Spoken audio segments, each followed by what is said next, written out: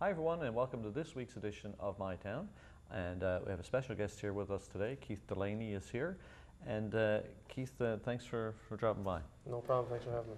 So we're going to talk a little bit about the Atlantic Ice Warriors hockey camp that's going on in Clarenville around the end of August.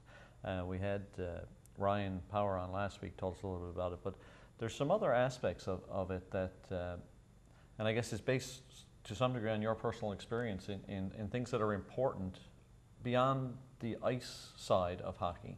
There's a lot of off-ice issues that you have to deal with as a young player, and just tell us a little bit about that part. Well, our hockey school, like you've mentioned, it's more than, when you develop a hockey player, it's more than just, how good they can skate, how well they see the ice, and the skills they bring to the ice when they go to play.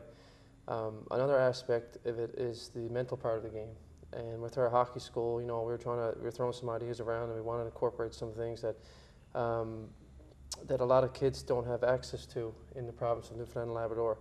And one was the sports psychology part of it. Right. So we are bringing in a sports psychologist for our hockey school, and it's mainly to the fact that when kids do leave the province, and undoubtedly if you're looking to pursue a hockey career, the time is going to come. You're going to have to leave home.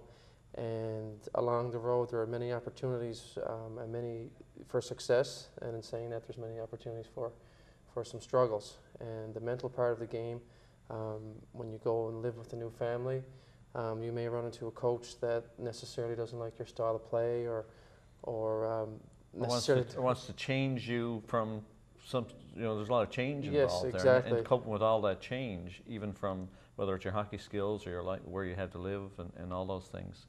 It all plays with your mind. No doubt. And you work for years and years of commitment, not only yourself, but you have your parents and your volunteers through your minor hockey association, and to get to the point where you decide you're going to leave home and pursue a career, and there are these mental obstacles. And as a young man or woman leaving home, living thousands of miles away, we want to provide kids with the tools to be able to confront these challenges if they're faced with them, so they can kind of overcome them and keep pursuing their career.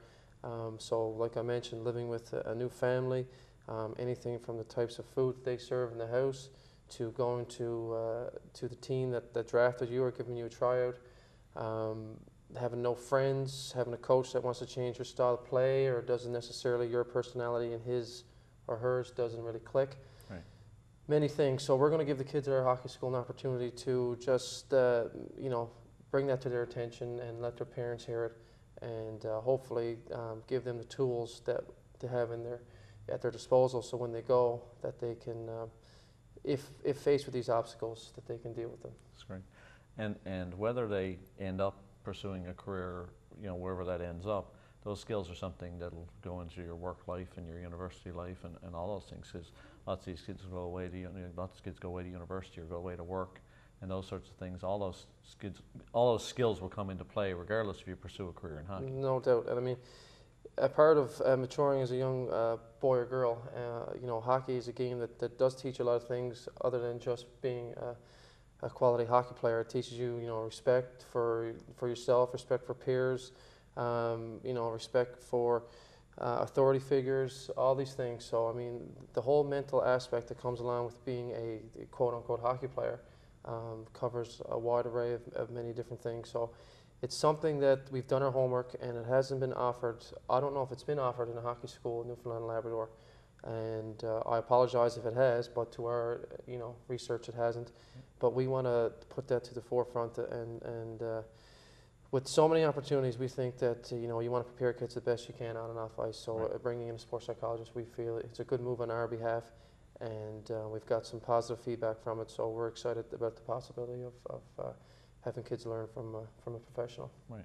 And you're covering nutrition as well, because that's another aspect that's huge. Yes, nutrition. And you look around at the young people in my profession too as a teacher. I see a lot of kids overweight, and it's underweight, overweight and undernourished. Yes, both. Yeah, both. I mean, because you can be overweight but really poorly nourished. Yes, and that's the sort of thing. Yes, exactly. Yeah. And that's where Ryan will come in a lot with that. But that's something we said we'd bring in a nutritionist, because you know, if you're going to be putting a lot of hours into the on-ice part of it, the off-ice part of it, you need to fuel your body with the right things. And once you put your body through a hard workout, if you can't recover, then you can't progress. So we're going to try to teach the kids and the parents how to eat properly, what types of things to eat, and like I said, it's just another aspect that we want to give kids prepared to be the best athletes and they can be. Excellent. Once again, another skill, whether they could Yeah. pursue a career that, and other people can learn from, and involve the parents is really paramount too, I think. Yes.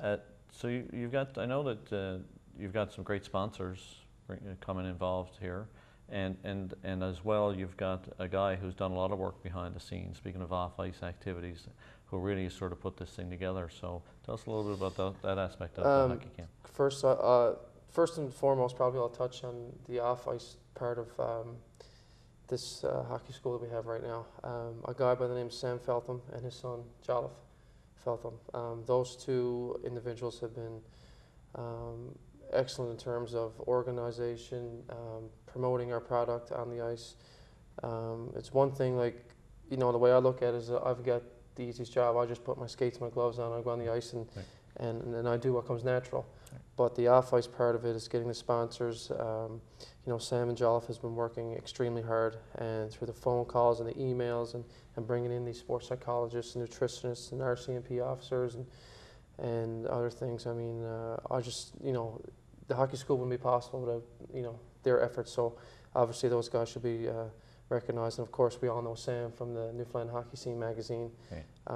You know, he does excellent work with that magazine, and it's so he's been kind of the brains of the whole operation, and him and his son Jolliffe. And you know, speaking on just my part of it, I'm just glad they approached me and asked me to come on board. So it's a great team, and you know, all their hard work has paid off. And you mentioned about the sponsors. You know, obviously Eastlink is a very big sponsor, and it's kind of, you guys are really helping us promote our product on the ice through the advertising and programs like this. So, and of course, you're going to do some live feeds from the hockey school, which is going to be excellent. So people across the island can get access to what we have. So other sponsors like Subway and Under Armour and Mission and so on. So you know, it's a lot of hard work, and a lot of people have come on board. So I'm extremely happy where we are right now. Great. Well, thanks for coming in. Thanks for giving us some more information on it. And tell us, just so people can get some more information on it, where they would go to get information, and what the dates and whatnot are of the camp. The dates of the camp is August 25th to 29th, and there is a website. You can check us out on the internet. We'll put that up in so people can go to that link. Yes, and then once you go on the website, you'll get a chance to see a lot of our staff. And I know Ryan had mentioned who we have on board. And one thing that I want to highlight too is for our goalie aspect, we got a very well recognized name in Newfoundland Labrador for our goaltender.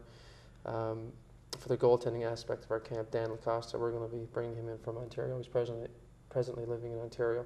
So we'll be bringing him in along with the other personnel that Ryan had mentioned, and you don't want to go through all that again. No. But you know, some lot of good things happening, and again, you can check all that out on our website online. Right. And it is the 25th to the 29th of August. Excellent. Thanks for coming in. Thank you. All right. Thanks for watching, everyone. Please stay with us. We'll be right back.